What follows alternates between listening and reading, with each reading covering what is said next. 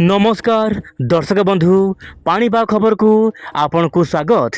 दर्शक बंधु बंगोपसागर उत्तर केन्द्र बंगोपसागर रे सृष्टि हैला गोटे लघुचाप जो घूर्णिबलय पश्चिमबंग उपकूल थिला ताहा गोटे लघुचाप परिणत होईची एवं यार प्रभाव में ओडिशार विभिन्न जिले में प्रबल वर्षा देखा मिलूँ। तेज आज भिडियो आलोचना करवा लघुचापर स्थिति रे केमिति रहइबो। दर्शक बंधु ओडिशा रे पाणीपाग स्थिति केउं राज्य रे हेबो प्रबल वर्षा आगामी दिन में पाणीपाग को लेकिन कौन रही मॉडल मानकर आकलन आसतु आज भिडियो रे संपूर्ण आलोचना करवा। बर्तमान आप सैटेलाइट इमेज देखिपे ओडिशा रे संपूर्ण बादल स्थिति देखा मिलूँ। ता सहित आपणकर जमीक रोचे मध्यप्रदेश राजस्थान ता सहित पश्चिम भारतर विभिन्न राज्य में वर्षार स्थिति बर्तमान देखा मिलूँ। किंतु दर्शक बंधु आम जब देखा गत 24 घंटा मध्य वर्षार स्थिति सामान्य वर्षा कमी आसिले पश्चिम उत्तर ओडिशार अनेक जिले में भल वर्षा देखा मिलूँ। आप देखु अनुगुल सर्वाधिक वर्षा 98 मिलीमीटर वर्षा रेकर्ड कर सहित सोनपुर में सोनपुर बिनिकार 72 मिलीमीटर से सोनपुर जिले में 71 मिलीमीटर कंधमाल दर्शक बंधु 66 मिलीमीटर ता सहित सोनपुर उलंडारे 64 मिलीमीटर। दर्शक बंधु बौद्ध कोरापुट कंधमाल संबलपुर बरगढ़ नयागढ़ यही सब जिले मानक मध्यम प्रबल वर्षा देखा मिलूँ। किंतु अधिक वर्षा आपणकर पश्चिम एवं दक्षिण ओडिशा देखा मिलूँ। किंतु आज राज्यर विभिन्न अंचल में वर्षा होउची। वर्तमान जो वर्षा होउची ताहा उत्तर ओडिशा देखा मिलूँ।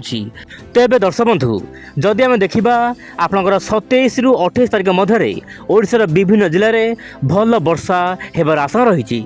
जेमितिक पुरी जगतसिंहपुर केन्द्रापड़ा भद्रक ता सहित जाजपुर कटक खोर्धा नयागढ़ कंधमाल मालकानगिरी कोरापुट नवरंगपुर नुआपड़ा बलांगीर सोनपुर बरगढ़ ता सहित बौद्ध अनुगुल ढेंकानाल ता सहित केउंझर मयूरभंज सुंदरगढ़ आपनकर झारसुगुड़ा यही सब जिलार स्थाने स्थाने प्रबल अति प्रबल वर्षा हेबार आशा रही।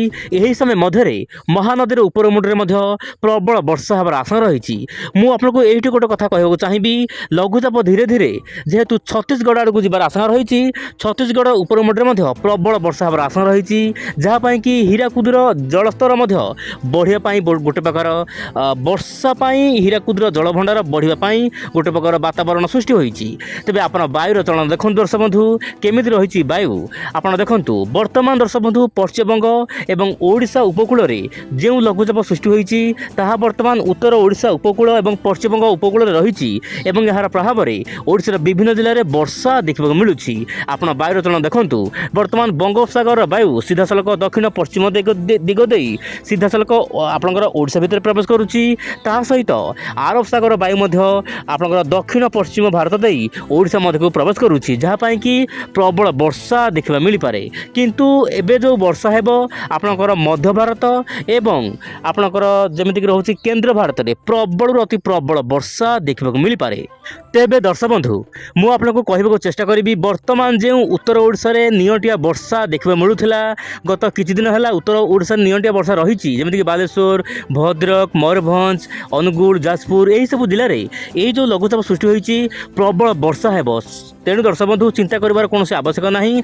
भल वर्षा कारण चाष कार्य कौन बाधा सृष्टि होबार आशा नहीं कारण भल वर्षा कारण जो नियंटिया वर्षा रही भरण हबार आशा रही। आप मोबाइल स्क्रीन देखु बर्तमान मोबाइल को सामान्य जूम करने चेष्टा करुच्ची। आप देखु पश्चिमबंगर आखपाख अंचल में जेहेतु केन्द्रीभूत होती झारखंड माने पश्चिमबंग उपर झारखंड बिहार आड़ को जीव जहाँपाई कि बिहार झारखंड छत्तीसगढ़ में प्रबल वर्षा हेब। यही समय मध्य बालेश्वर जलेश्वर बारिपदा भद्रक यही सब जिलार केतक अंचल में प्रबल अति प्रबल वर्षा हबार आशा रही। यही समय मध्य ढेंकानाल भुवन ता सहित दर्शक बंधु जमीक रोचे भरतपुर यार आखपाख अंचल में प्रबल वर्षा रही पारे। किंतु अधिक वर्षा हेब बिहार ता सहित झारखंड एवं पश्चिमबंग में अति प्रबल वर्षा हेब। मझे मझे एक्सट्रीमली रेनफॉल हो पारे बोली जहाँ मॉडल मान तरफ आकलन करी वायुर पैटर्न रही मुझे सामने रखा चेष्टा करुँची। सहीपरि दर्शक बंधु जदि आम देखा जीएफएस मॉडल आकलन रही आगामी 10 दिन मध्य जदि जीएफएस मॉडल 10 दिन आकलन देखा आप मोबाइल स्क्रीन देखु आगामी 10 दिन मध्य ओडिशा रे भल वर्षार आशंका रही जहाँ मॉडल आकलन करी। किंतु दर्शक बंधु बड़ खबर हो ମିଳୁଛି ଏହି ଲଘୁଚାପ ଗଲା ପରେ ଆଉ ଏକ ବଡ଼ ଲଘୁଚାପ ଆସିବାର ଆଶଙ୍କା ନାହିଁ। ହଁ ଦର୍ଶକ ବନ୍ଧୁ, ଆଗାମୀ ଦିନରେ ଆଉ ବଡ଼ ଲଘୁଚାପ ହେବାର ଆଶଙ୍କା ନାହିଁ, ଯାହା ପାଇଁ କି ବର୍ଷା ସାମାନ୍ୟ କମ୍ ରହିବ। କିନ୍ତୁ ମୌସୁମୀ ଯେହେତୁ ସକ୍ରିୟ ରହିବ, ମଝିରେ ମଝିରେ ଏକ୍ସଟ୍ରିମଲି ରେନଫଲ୍, କେତେକ ଅଞ୍ଚଳରେ ଭାରି ବର୍ଷା ରହିପାରେ। ପୂର୍ବାଳୁ ବାୟୁ ଏବଂ ମୌସୁମୀ ବାୟୁ ପ୍ରଭାବରେ ରାଜ୍ୟର ବିଭିନ୍ନ ଅଞ୍ଚଳରେ ବର୍ଷା ଜାରି ରହିବ, କିନ୍ତୁ ବର୍ଷା ସମ୍ପୂର୍ଣ୍ଣ ଛାଡ଼ିଯିବାର ଆଶଙ୍କା ନାହିଁ। କିନ୍ତୁ ଦର୍ଶକ ବନ୍ଧୁ, ମୁଁ ଆପଣଙ୍କୁ ୱିଣ୍ଡ ଓଡ଼ିଆ ଚ୍ୟାନେଲ ମାଧ୍ୟମରେ ସମସ୍ତ ଦର୍ଶକ ବନ୍ଧୁମାନଙ୍କୁ କହିବାକୁ ଚାହିଁବି, 4ରୁ 5 ଅଗଷ୍ଟରେ ଗୋଟିଏ ଲଘୁଚାପ ସୃଷ୍ଟି ହେବାର ଆଭାସ ମିଳୁଛି ବୋଲି ଯାହା ମଡେଲମାନେ ଆକଳନ କରିଛନ୍ତି। କିନ୍ତୁ ବର୍ତ୍ତମାନ ସୁଦ୍ଧା କୌଣସି ସ୍ପଷ୍ଟ ସୂଚନା ନାହିଁ କି 4 ତାରିଖରେ ଗୋଟିଏ ଲଘୁଚାପ ସୃଷ୍ଟି ହେବ। କିନ୍ତୁ ଆଗାମୀ ଦିନରେ ପାଣିପାଗର ସମସ୍ତ ଅପଡେଟ୍ ପାଇଁ ଆପଣ ନିଶ୍ଚୟ ପରେ ୱିଣ୍ଡ ଓଡ଼ିଆ ଚ୍ୟାନେଲ ସହିତ ଯୋଡ଼ି ହୋଇ ରୁହନ୍ତୁ। ଆଗାମୀ ଦିନରେ କ'ଣ ସବୁ ଅପଡେଟ୍ ଆସୁଛି ଆପଣ ନିଶ୍ଚୟ ପରେ ଚ୍ୟାନେଲକୁ ଏବେ ହିଁ ସବସ୍କ୍ରାଇବ୍ କରନ୍ତୁ। ଆଜି ପାଇଁ ଏତିକି, ନମସ୍କାର, ଜୟ ଜଗନ୍ନାଥ ଦର୍ଶକ ବନ୍ଧୁ।